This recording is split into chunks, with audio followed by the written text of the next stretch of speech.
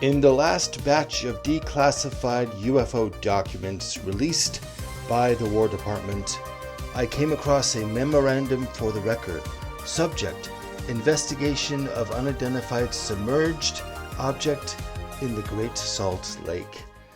This is Professor Nolt, and you're listening to my podcast, Audio Academia.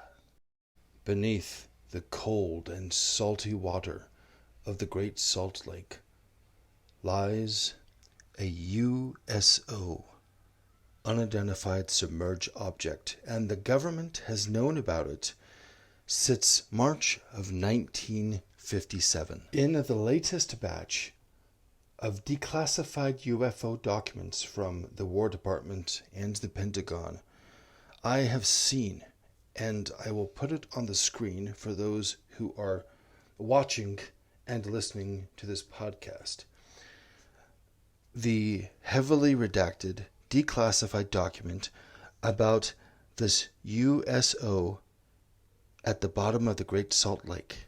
I'm not going to really go into this document. It's available through the Freedom of Information Act. If you want to read it, go ahead. It's heavily redacted. Some government stooge probably used his entire permanent marker on this one document, but there is enough on here to figure out what's going on. But that's not what I want to talk about today.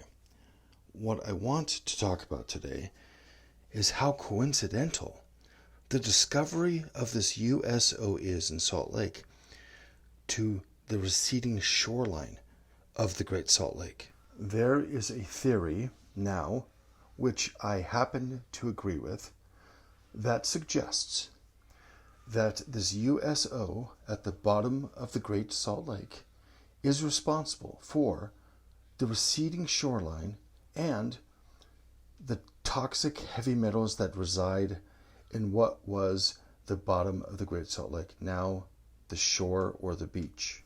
Let's examine this further. The theory says that this USO has been at the bottom of the Great Salt Lake at least since 1957.